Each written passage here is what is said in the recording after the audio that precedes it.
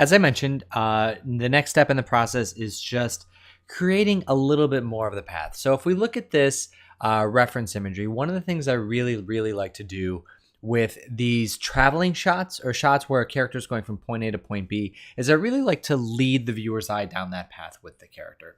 And the way that we do that is that we kind of create, and this is a very useful in exterior scenes like this, like to create like cloud patterns that would keep the key light or keep the sunlight in the area that the character is going, so the eye of the viewer can visually follow that path on down.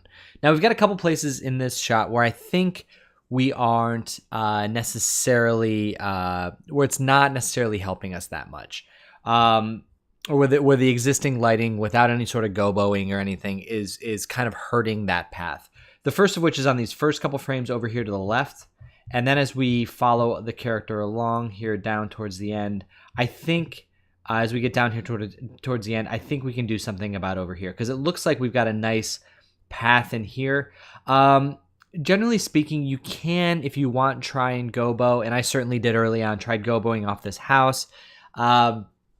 It doesn't always, because I wanted to create like almost like a portal right here, like a perfect little circle. But what I found was that when you started to darken the top part of the house, it just looked a little bit funky. Perhaps you guys can make it look better than I did, but I felt like it lost some of the sunny day element. So I wanted to keep this bright, but just darken these two areas. There are a couple of different ways that you can go about adding these goboing, and I'm going to show you both of them. The first one is a little bit more traditional way of adding gobo lights. This is something that has kind of always been done, as far as I know, in CG. As long as you've been able to apply a texture map to a light, this method of gobo application has been possible. So we go to our light, and we scroll down here to key filters, and to add a gobo, we just add gobo. And by default, there's really nothing to it. It's just like a white image. But what we want to do is we want to assign a file path here. And this file path, right out of the gate, is I'm actually going to add this checkerboard path. And I'm going to show you why I'm doing that. And it's basically because we are applying a 2D texture to a light that's projecting on 3D space.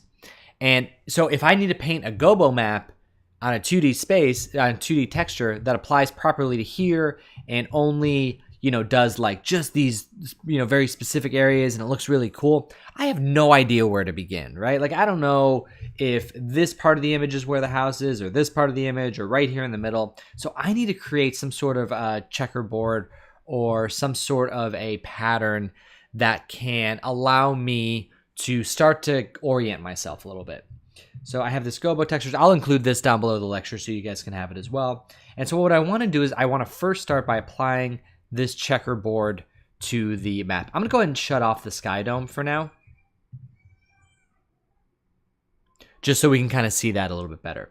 So now what we can see is that we've got this red 5 here, this yellow 6 here, and the red, I guess it's a 7 there. Let's look over here. So yeah, 5, 6, 7. So now I know that this area right in here is generally about where the house is. And then down below that 7, in here is going to be down here. All this is going to be over here next to the red 1. So that's going to be over there. So the file path is kind of shooting where we need something going on in this image. So my first iteration of this is just something like this, right? Like I take this this checkerboard and I just place like something over there just so I can start to visualize it a little bit. And then we're going to go ahead and disable this because otherwise it'll still show up in there. So what I do is I went ahead and saved this out in an iterated version of Gobo 01A. That's a lot of iteration, both the 01 and the A. But I can say through experience that one of the things about creating Gobo lights or Gobo patterns is that it takes a lot of iterations. And with Maya and with rendering software, the way it does it is like if I change this to, let me go back to the this Gobo, and if I swap this out with the new 01A, you can see there's this here. Now, if I just like adjusted this and saved it and refreshed this, this Gobo A map has been cached out. And the problem is that it won't, like, you won't see the updates from the saved texture file.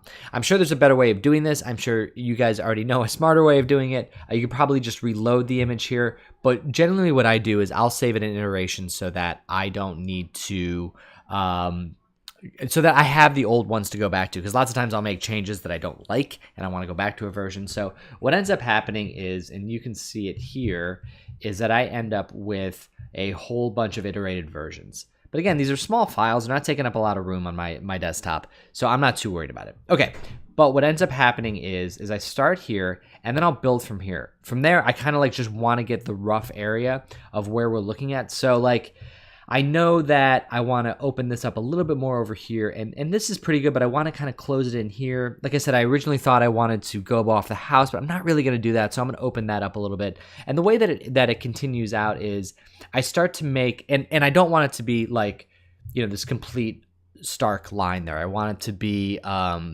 you know, like a little bit more of a noise pattern. So I would bring in a noise pattern either from, again, like a royalty-free site, or I generate one in Nuke or something, and I bring it in here.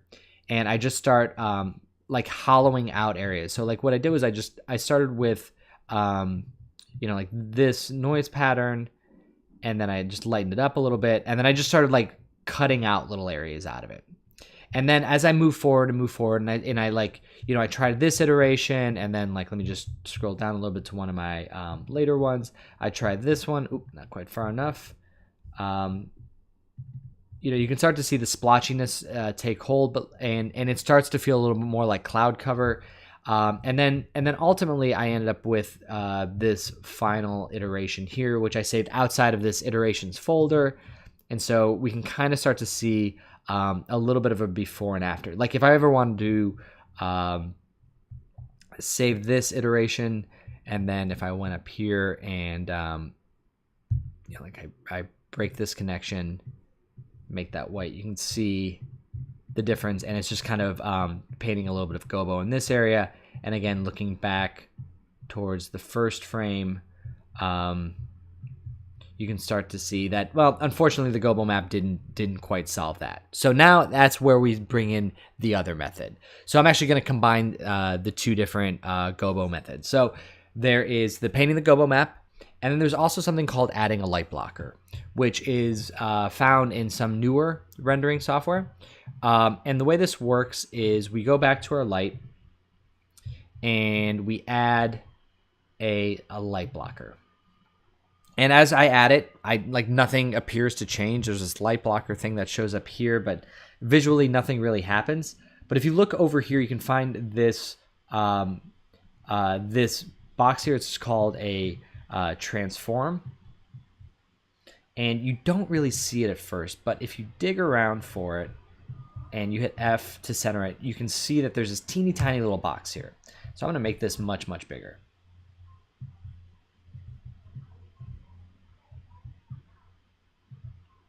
So the thing about these light blockers is they will actually serve as like something off camera that's shadowing onto the scene, and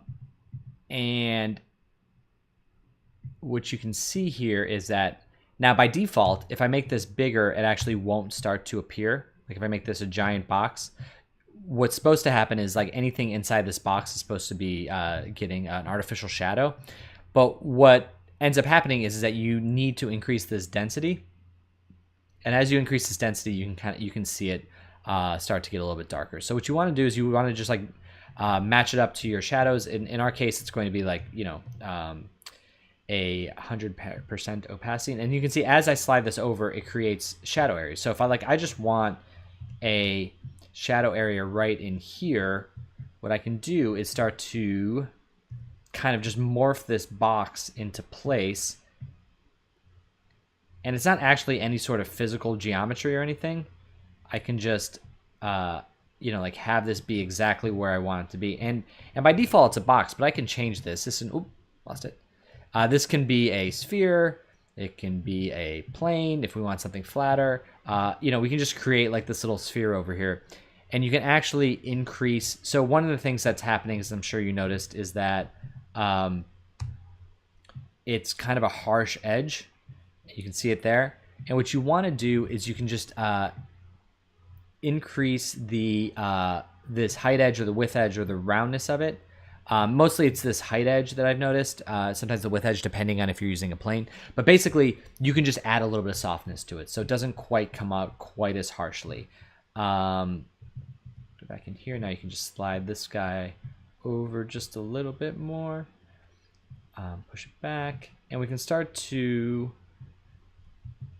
get this dialed into place where we would want to see it. So again, I want to keep this tree nice and bright, but the area back behind it a little bit dark. We can also flatten it down even lower, so it's not, we can make it low into the ground and wider, so it can start to creep into that area. So we can get the light here and a little bit up there, but not quite down there. And then you can do the same thing at the end of the shot too, where we can add a, you're not limited to one light blocker. You go back into the key light. You just add another one.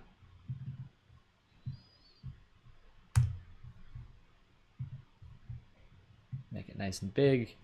Send it back over here. Again, increase the density. Make it a little bit taller in case you wanted to get like half of this tree in shadow or something. We can slide that over. Again, increase the height edge. And in this case, it's the width edge because it's just because it's a box here. And then we can kind of just dial this in. So just a couple different options of how you can add shadows and kind of create that path the way that we're talking about. So it's a little bit more of a visual streamline for the character back to the door.